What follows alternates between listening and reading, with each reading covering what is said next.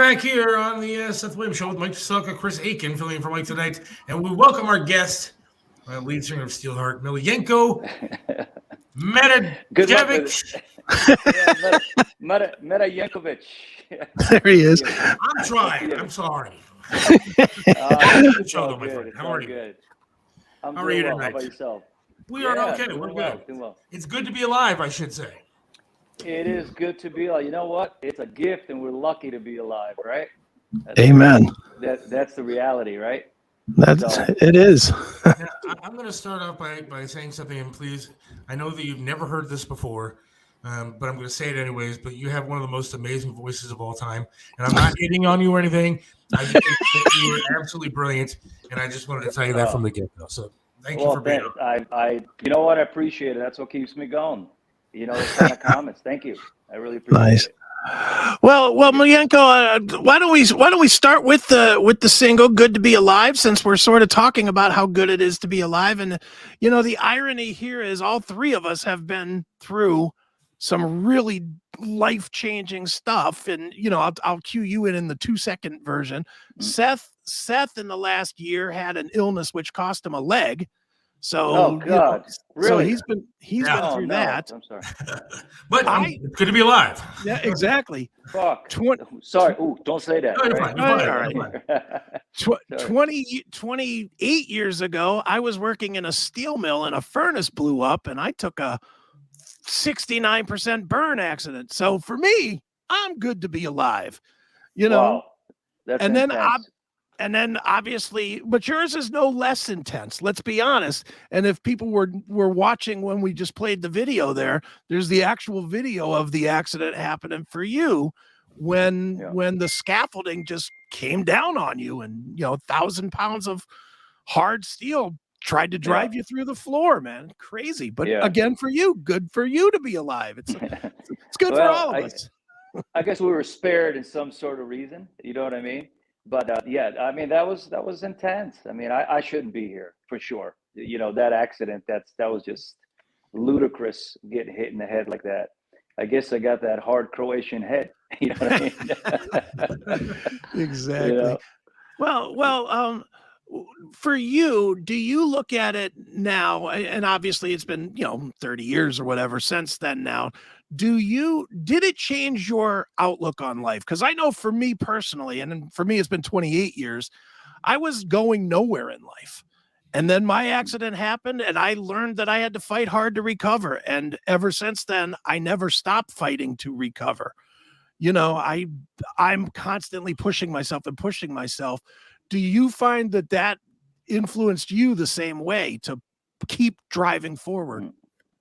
Absolutely. I always felt, after that accident, I mean, for a long time, I was in a fog, I don't even know. It was like coming or going kind of thing.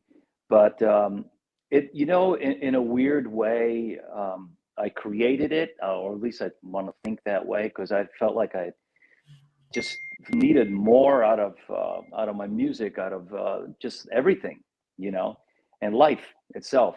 And it really did push me. I felt it built a new man, a wiser, stronger, more patient, person, and I've received a lot of information, shit that I know that I don't even know how I know, so to speak. Right. You know what I mean? During those times, and but it really always kept me going to get better, to find myself, to get clarity. That was my most difficult thing, was to get clarity, because when you get hit in the head that hard, you lose. I mean, you may never come back from it. You know what I'm saying? Mm-hmm. So the traumatic brain injury thing, and somehow I came out, and I have to tell you, I would say the last 5 years that I'm really, really clear. Right. All this other time, I mean, I was clear, I am clear, but I could see my fuzz. And right now I'm seeing the fuzz completely disappear. And that's great. That feels great. I got to tell you. Sure.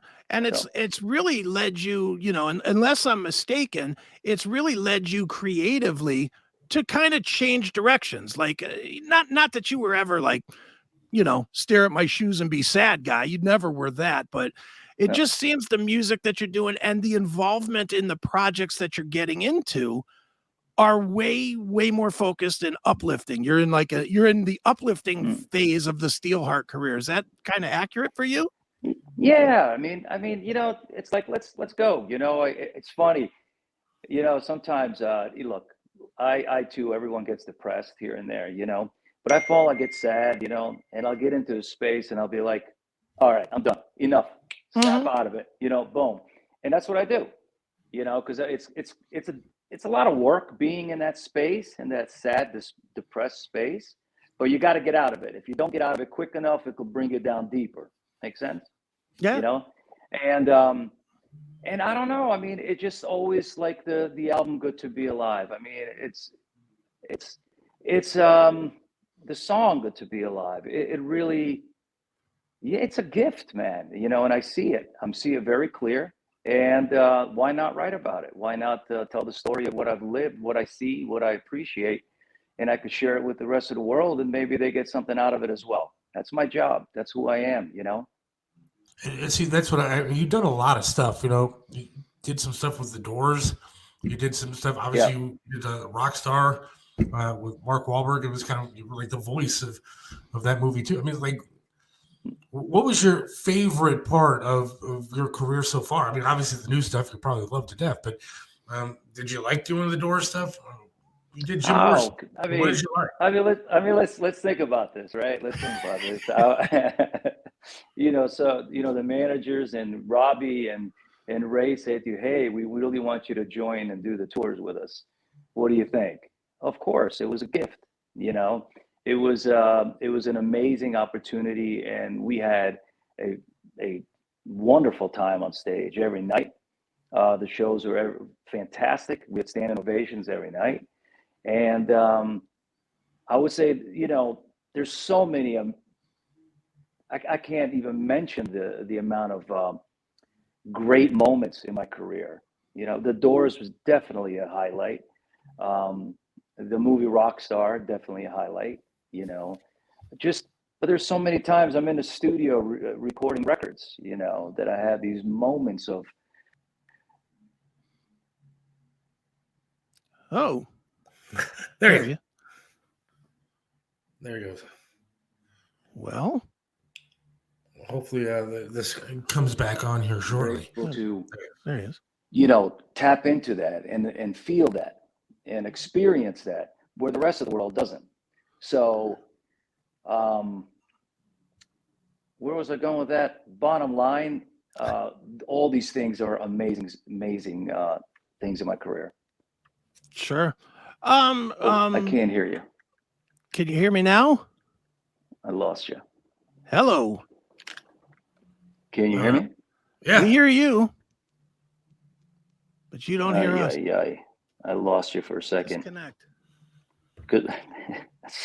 Where'd you go? Sound. Where's sound? You can hear me, right? Oh no. We hear you. Yeah. Yes, we hear. We'll do it this way.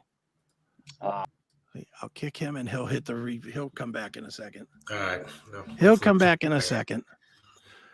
Any chance of him coming to Cleveland, Akron area? We're gonna ask that. We'll ask that. Yeah, absolutely. He looks like the actor Josh Brolin. Well, come on now. We were having a great talk here. Now he looks like the actor Charles Bronson. You don't look like you Charles rocked Bronson. the actor to gore when I saw him in the early '90s. Right. One thing I want to ask him if he comes back. We do have a caller on who wants to. He's coming back. Here we go. There we are. There we are. Back. Well, I was on my computer earlier and it didn't work. Something went wrong, so I had to jump on my phone, and someone just called me, which is my apologies. No, you're all good. But, We're all this good. whole Zoom thing, So. It's all new. Well, Miljenko, let me ask you this, man. And I've been all around the globe like you. In fact, I've lived the same places as you. As you can see, my background is right there in downtown Itaewon. So, okay. So I we've been to the same places. And for you as an international artist, how do you balance the importance of playing here in the States, which is certainly more fickle musically, to places like Europe and the Far East and whatnot that just seem to be more loyal to artists like yourself? So what exactly is the question? How do I how do you balance that? How do you balance the amount of time you spend promoting here versus in the Far East and in Europe where obviously there's more connection? Well, it's I don't even think about it, honestly. Okay. It's just like I go where it's when it's time to go to Korea and it's time to go in Indonesia, Taiwan, Taipei, or Japan, we jump on a plane and we go. You know what I mean? I don't think about that. I feel like, again, all of the things that I do, I really feel is a gift. I mean, to be able to go to these countries and to live in the United States, at the end of the day, it's still the United States. It's an amazing country. So, I mean, hey, you go over to Connecticut and you're in a different country, basically. You know what I mean? The United States. So it doesn't faze me. Doesn't. Do you think that? I think I've asked this before to some other people, but do you think that rock music in the States has changed? It just doesn't seem to have the following or I guess the good quality of music that it used to have. Well, everything's changed. I mean, yes, I agree. It's, back in the 80s, I mean, those were the days, as we all know. And it's just become very complicated. It is so difficult to break through because there's so many people making music and everyone can make a song, put a couple of apps together and boom. Oh, well, why not? I'll throw it up on Spotify. That's why we have 120,000 songs a day uploaded to Spotify. So that's what I see. The music has definitely changed a lot. The rock music has changed, but it's also growing into where it's going, and we got to follow it. We have no choice but to follow. As a songwriter, though, is it depressing to you when you see that the direction is pushing away from quality songwriting and writing hooks and writing, grooves, and has just gone more to noise? And I don't even mean that disrespectfully, but it's different. Yeah. It's just more noise based, and there's not a hook that grabs you. In our day, you could listen to a song for 90 seconds and then you got a hook that pulled you back if you started to drift away. Now it's just not there anymore. Yeah, it used to be, what's the word? Get to the chorus, don't bore us. Remember that? You know what I mean? And it was all about the hook. It's funny. A friend of mine just sent me a song this morning asking me what I thought. And it was a country song, and I'm like, where's the hook? You know what I mean? Yeah, well, it's like this. Again, I'm going to say the same thing. It's like times are changing and what was, and where is it going now is we don't know. So we just got to follow it. We have no choice. We could keep creating what we want to create. I will always create what comes through me. I'm never going to be dishonest with my music, if that's the right word. Sure. Hey, it is what it is. It's a new world. It's definitely a new world. We actually have a caller on the line who wants to ask a question, if that's okay with you. Sure. You mind? Sure. No, absolutely. Let's go to Gene. Gene, you got a question for? Yes, I do. I remember reading before that you were influenced by Led Zeppelin. When I listen to Steelheart, I hear blues. I hear it's operatic at times. Who were some of your earliest artists you were influenced by? Well, I started off, believe it or not, Johnny Cash. Oh, wow. That's how I started as a kid. My brother and I, we learned all the songs, Johnny Cash, John Denver, some of the other country songs I can't remember. But Johnny Cash was one we would literally do a set, we'd do 5 songs of him. And my father used to grade us every Sunday. So we practiced during the week and then we get graded on Sunday. And that was the first start. And then a friend of ours, I barely spoke English. He He just said Damiano Ferretta was his name, and he was the drummer. And he goes, I want you to hear something. And he played Zeppelin, and I heard Robert playing. I was like, okay, this is touching my soul, and that's where it went. So also Bad Company, Deep Purple, all those bands. Have you ever played or performed a Zeppelin song live as part of your set? Absolutely. Have you heard my Black Dog version? I have not. Oh, I'll have to go back on Spotify. Oh, you need to hit that. Yeah, you definitely need to hear that. Yeah, we had that in a set for a long time, all through the Asian tour, Black Dog. And funny you said that is because yesterday, speaking to the band members, we are going to add a song or two from the Doors into my set. Great. Well, it's like I was with the band, so why not add it in there, So I thought it'd be a good idea. That's awesome. That is Sounds very good. awesome. Thanks, Gene. Thank you. Thank you. Well, Miljenko, moving forward, obviously, man, Good to Be Alive is the new video that's out there, and it kind of kicks, I think it's kind of the kickoff for what you're looking to do for all of 2023 as far as singles and moving forward with, getting people re-energized into Steelheart, as well as, like you just mentioned, that you're getting ready to tour. So why don't you catch us up with everything that's going on moving into the new year? Yeah. Well, Good to Be Alive. Yeah. So We All Die Young, the lyric video started off. I don't know if you saw that. Mm-hmm. And then we did the video, and now Good to Be Alive. After this, we are going to release I'll Never Let You Go, Angel Eyes. Okay. And I re-recorded it. This is all on the 30th anniversary. It's amazing. Oh, I just aged myself. Anyway, the 30th anniversary album, and I recut I'll Never Let You Go with a young female singer, and it's an acoustic version, a duet, and we will be making a video for that as well. It's really it's special. I think I'm very curious to see how the world accepts that, considering everybody knows, the original Never Let You Go. Then after that, we're considering on doing a video for She's Gone. Okay. I don't know if you remember that song, She's Oh, Gone. yeah. I also re-recorded that song with a 40-piece orchestra. Nice. Piano and vocals. That's it. It's pretty impressive. I think it's pretty damn cool. So Very cool. we shall see what the world thinks. You gotta hear that. Yes, and we also filmed a movie. Now I don't know if you guys know about Trust and Love, the song I wrote for the world that I sang. Yeah, in that you 10 did all the languages. different versions for and stuff, right? Yeah. So we released five languages thus far. We still have 5 to release. And that was kind of my gift to the world during the pandemic. And like an anthem, so to speak, to trust in, to love and peace. That's all there is, And so what happened is that I met this director, and they were listening to my songs.